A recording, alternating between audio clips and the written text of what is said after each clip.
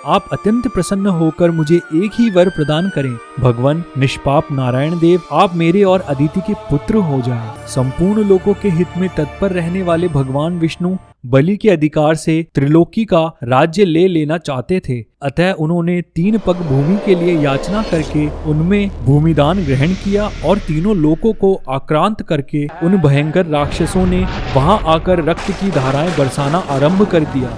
यज्ञ समाप्त होने पर महामुनि विश्वामित्र ने संपूर्ण दिशाओं को विघ्न बाधाओं से रहित देख श्री रामचंद्र जी से कहा। श्री राम इसी समय अग्नि के समान तेजस्वी महर्षि कश्यप धर्मपत्नी अदिति के साथ अपने तेज से प्रकाशित होते हुए वहां आए।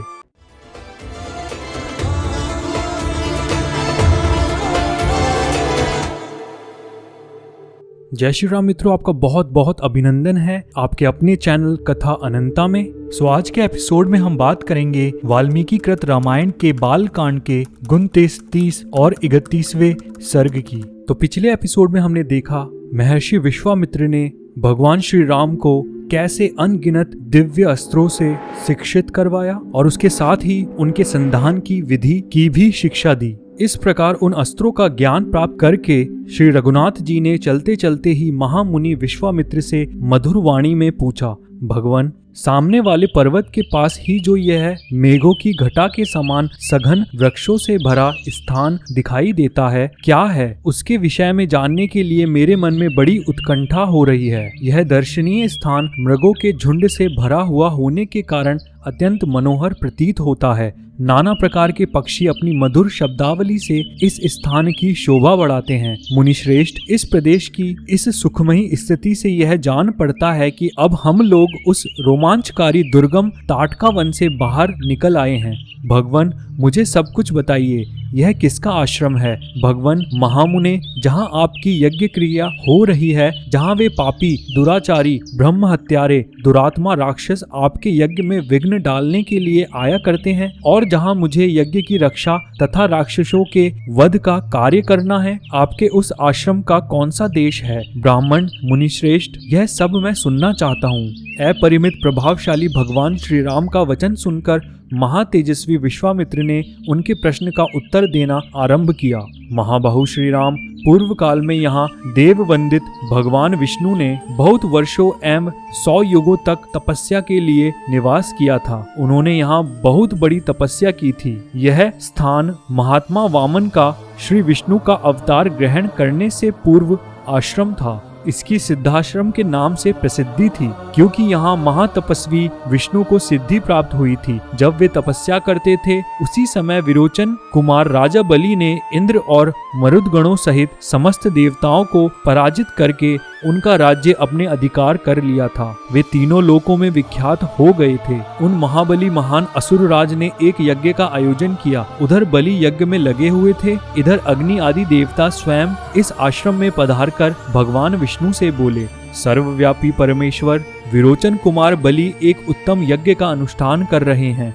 उनका यह यज्ञ संबंधी नियम पूर्ण होने से पहले ही हमें अपना कार्य सिद्ध कर लेना चाहिए। इस समय जो भी याचक इधर उधर से आकर उनके यहाँ याचना के लिए उपस्थित होते हैं, वे गौ, भूमि और सुवर्ण आदि संपत्तियों में से जिस वस्तु को भी लेना चाहते हैं, उनको वे सारी वस्तुएं राजा बलि यथावत रूप से अर्पित करते हैं। अतः विष्णु, आप देवताओं के हित के लिए अपनी योग माया का आश्रम ले वामन रूप धारण करके उस यज्ञ में जाइए और हमारा उत्तम कल्याण साधन कीजिए।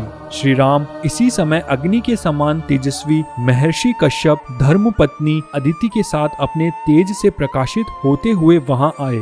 वे 1 सहस्त्र दिव्य वर्षों तक चालू रहने वाले महान व्रत को अदिति देवी के साथ ही समाप्त करके आए थे। उन्होंने वरदायक भगवान मधुसूदन की इस प्रकार स्तुति की, भगवान आप तपोमय हैं, तपस्या की राशि हैं, तप आपका स्वरूप है, आप ज्ञान स्वरूप हैं। मैं भली भांति तपस्या करके उसके प्रभाव से आप पुरुषोत्तम का दर्शन कर रहा हूँ। प्रभु, मैं इस सारे जगत को आपके शरीर में स्थित देखता हूँ। आप अनादि हैं, देश काल और वस्तु की सीमा से परे होने के कारण आपका इदमिथ्यम रूप से निर्देश नहीं किया जा सकता। मैं आपकी शरण में आया हूँ। कश्यप जी के सारे पाप धुल गए थे। भगवान श्री हरि ने अत्यंत प्रसन्न होकर उनसे कहा, महर्षि, तुम्हारा कल्याण हो। तुम अपनी इच्छा के अनुसार कोई वर मांगो, क्योंकि तुम मेरे विचार से वर पाने के योग्य हो। भगवान का यह वचन सुनकर मरीचि नंदन कश्यप ने कहा, उत्तम व्रत का पालन करने वाले वरदायक परमेश्वर, संपूर्ण देवताओं की,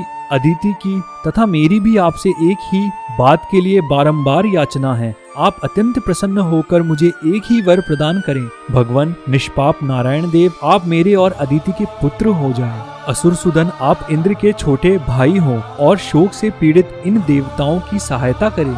देवेश्वर भगवान, आपकी कृपा से यह स्थान सिद्धाश्रम के नाम से विख्यात होगा। अब आपका तप रूप कार्य सिद्ध हो गया है, अतः यहाँ से उठिए। तदंतर महातेजस्वी भगवान विष्णु अदिति देवी के गर्भ से प्रकट हुए और वामन रूप धारण करके विरोचन कुमार बलि के पास गए। संपूर्ण लोकों के हित में तत्पर रहने वाले भगवान विष्णु बलि के अधिकार से त्रिलोकी का राज्य ले लेना चाहते थे, अतः उन्होंने 3 पग भूमि के लिए याचना करके उनमें भूमिदान ग्रहण किया और तीनों लोकों को आक्रांत करके उन्हें पुनः देवराज इंद्र को लौटा दिया। महातेजस्वी श्री हरि ने अपनी शक्ति से बलि का निग्रह करके त्रिलोकी को पुनः इंद्र के अधीन कर दिया। उन्हीं भगवान ने पूर्व काल में यहाँ निवास किया था, इसीलिए यह आश्रम सब प्रकार के श्रम अर्थात दुख शोक का नाश करने वाला है। उन्हीं भगवान वामन में भक्ति होने के कारण मैं भी इस स्थान को अपने उपयोग में लाता हूँ। इसी आश्रम में मेरे यज्ञ में विघ्न डालने वाले राक्षस आते हैं। पुरुष सिंह, यहीं तुम्हें उन दुराचारियों का वध करना है। श्री राम, अब हम लोग उस परम उत्तम सिद्धाश्रम में पहुंच रहे हैं। तात, वह आश्रम जैसे मेरा है वैसे ही तुम्हारा भी है। ऐसा कहकर महामुनि ने बड़े प्रेम से श्री राम और लक्ष्मण के हाथ पकड़ लिए और उन दोनों के साथ आश्रम में प्रवेश किया। विश्वामित्र जी को आया देख सिद्धाश्रम में रहने वाले सभी तपस्वी उछलते कूदते हुए सहसा उनके पास आए और सबने मिलकर उन बुद्धिमान विश्वामित्र जी की यथोचित पूजा की। इसी प्रकार उन्होंने उन दोनों राजकुमारों का भी अतिथि सत्कार किया। 2 घड़ी तक विश्राम करने के बाद रघुकुल को आनंद देने वाले शत्रुदमन राजकुमार श्री राम और लक्ष्मण हाथ जोड़कर मुनिवर विश्वामित्र जी से बोले, मुनि श्रेष्ठ, आप आज ही यज्ञ की दीक्षा ग्रहण करें, आपका कल्याण हो। यह सिद्धाश्रम वास्तव में यथानाम तथा गुण सिद्ध हो और राक्षसों के वध के विषय में आपकी कही हुई बात सच्ची हो। उनके ऐसा कहने पर महातेजस्वी महर्षि विश्वामित्र जितेंद्रिय भाव से नियम पूर्वक यज्ञ की दीक्षा में प्रविष्ट हुए। वे दोनों राजकुमार भी सावधानी के साथ रात व्यतीत करके सवेरे उठे और स्नान आदि से शुद्ध हो प्रातः काल की संध्योपासना तथा नियम पूर्वक सर्वश्रेष्ठ गायत्री मंत्र का जप करने लगे। जब पूरा होने पर उन्होंने अग्निहोत्र करके बैठे हुए विश्वामित्र जी के चरणों में वंदना की। तदंतर देश और काल को जानने वाले शत्रुदमन राजकुमार श्री राम और लक्ष्मण,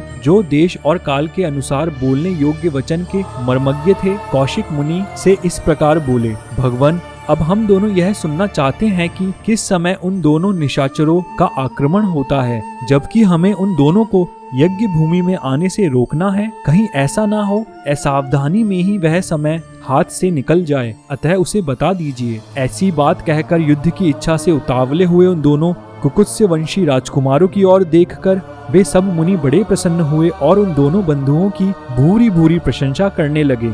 वे बोले, ये मुनिवर विश्वामित्र जी यज्ञ की दीक्षा ले चुके हैं, अतः अब मौन रहेंगे। आप दोनों रघुवंशी वीर सावधान होकर आज से 6 रातों तक इनके यज्ञ की रक्षा करते रहें। मुनियों का यह वचन सुनकर वे दोनों यशस्वी राजकुमार लगातार 6 दिन और 6 रात तक उस तपोवन की रक्षा करते रहे। इस बीच में उन्होंने नींद भी नहीं ली।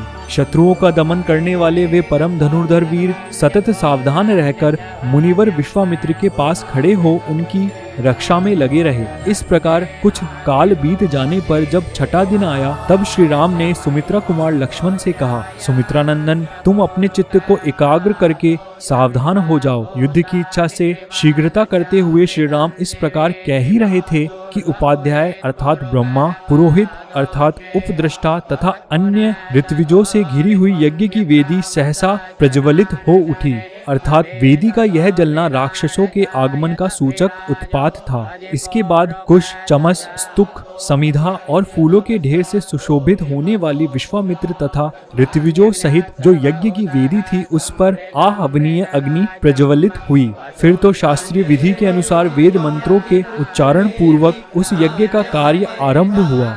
इसी समय आकाश में बड़े जोर का शब्द हुआ जो बड़ा ही भयानक था। जैसे वर्षा काल में मेघों की घटा सारे आकाश को घेरकर छाई हुई दिखाई देती है, उसी प्रकार मारीच और सुबाहु नामक राक्षस सब और अपनी माया फैलाते हुए यज्ञ मंडप की ओर दौड़े आ रहे थे। उनके अनुचर भी साथ थे। उन भयंकर राक्षसों ने वहां आकर रक्त की धाराएं बरसाना आरंभ कर दिया। रक्त के उस प्रवाह से यज्ञ वेदी के आसपास की भूमि को भीगी हुई देख श्री रामचंद्र जी सहसा दौड़े और इधर उधर दृष्टि डालने पर उन्होंने उन राक्षसों को आकाश में स्थित देखा। मारीच और सुबाहु को सहसा आते देख कमल नयन श्री राम ने लक्ष्मण की ओर देखकर कहा, लक्ष्मण, मांस भक्षण करने वाले दुराचारी राक्षस आ पहुँचे। मैं मानवास्त्र से इन सबको उसी प्रकार मार भगाऊंगा जैसे वायु के वेग से बादल छिन्न भिन्न हो जाते हैं। मेरे इस कथन में तनिक भी संदेह नहीं है। ऐसे कायरों को मैं मारना नहीं चाहता। ऐसा कहकर वेगशाली श्री राम ने अपने धनुष पर परम उदार मानवास्त्र का संधान किया। वह अस्त्र अत्यंत तेजस्वी था। श्री राम ने बड़े रोष में भरकर मारीच की छाती में उस बाण का प्रहार किया। उस उत्तम मानवास्त्र का गहरा आघात लगने से मारीच पूरे 100 योजन की दूरी पर समुद्र के जल में जा गिरा। शीतेशु नामक मानवास्त्र से पीड़ित हो मारीच अचेत सा होकर चक्कर काटता हुआ दूर चला जा रहा है। यह देख श्री राम ने लक्ष्मण से कहा, लक्ष्मण देखो, मनु के द्वारा प्रयुक्त शीतेशु नामक मानवास्त्र इस राक्षस को मूर्छित करके दूर लिए जा रहा है, किंतु उसके प्राण नहीं ले रहा है। अब यज्ञ में विघ्न डालने वाले इन दूसरे निर्दय, दुराचारी, पापकर्मी एवं रक्त भोजी राक्षसों को भी मार गिराता हूँ। लक्ष्मण से ऐसा कहकर रघुनंदन श्री राम ने अपने हाथ की फुर्ती दिखाते हुए शीघ्र ही महान आग्नेयास्त्र का संधान करके उस सुबाहु की छाती पर चलाया। उसकी चोट लगते ही वह मरकर पृथ्वी पर गिर पड़ा। फिर महायशस्वी परम उदार रघुवीर ने वायवास्त्र लेकर शेष निशाचरों का भी संहार कर डाला और मुनियों को परम आनंद प्रदान किया। इस प्रकार रघुकुल नंदन श्री राम यज्ञ में विघ्न डालने वाले समस्त राक्षसों का वध करके वहां ऋषियों द्वारा उसी प्रकार सम्मानित हुए जैसे पूर्व काल में देवराज इंद्र असुरों पर विजय पाकर महर्षियों द्वारा पूजित हुए थे। यज्ञ समाप्त होने पर महामुनि विश्वामित्र ने संपूर्ण दिशाओं को विघ्न बाधाओं से रहित देख श्री रामचंद्र जी से कहा, महाबाहो, मैं तुम्हें पाकर कृतार्थ हो गया। तुमने गुरु की आज्ञा का पूर्ण रूप से पालन किया। महायशस्वी वीर, तुमने इस सिद्धाश्रम का नाम सार्थक कर दिया। इस प्रकार श्री रामचंद्र जी की प्रशंसा करके मुनि ने उन दोनों भाइयों के साथ संध्योपासना की।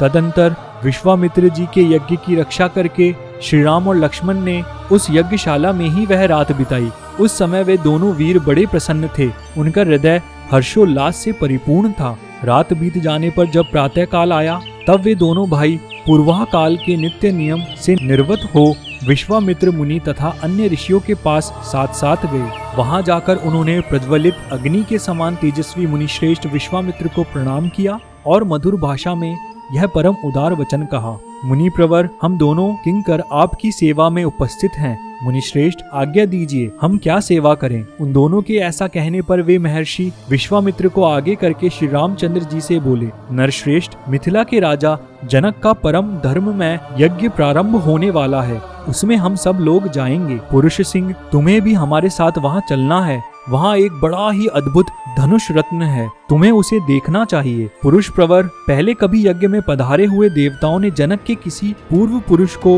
वह धनुष दिया था। वह कितना प्रबल और भारी है, इसका कोई मापतोल नहीं है। वह बहुत ही प्रकाशमान एवं भयंकर है। मनुष्य की तो बात ही क्या है, देवता, गंधर्व, असुर तथा राक्षस भी किसी तरह उसकी प्रत्यंचा नहीं चढ़ा पाते। उस धनुष की शक्ति का पता लगाने के लिए कितने ही महाबली राजा और राजकुमार आए, किंतु कोई भी उसे चढ़ा न सके। कुकुत्स्य कुलनंदन पुरुष सिंह राम वहाँ चलने से तुम महामना मिथिला नरेश के उस धनुष को तथा उनके परम अद्भुत यज्ञ को भी देख सकोगे। नरश्रेष्ठ, मिथिला नरेश ने अपने यज्ञ के फल रूप में उस उत्तम धनुष को मांगा था, अतः संपूर्ण देवताओं तथा भगवान शंकर ने उन्हें वह धनुष प्रदान किया था। उस धनुष का मध्य भाग, जिसे मुट्ठी से पकड़ा जाता है, बहुत ही सुंदर है।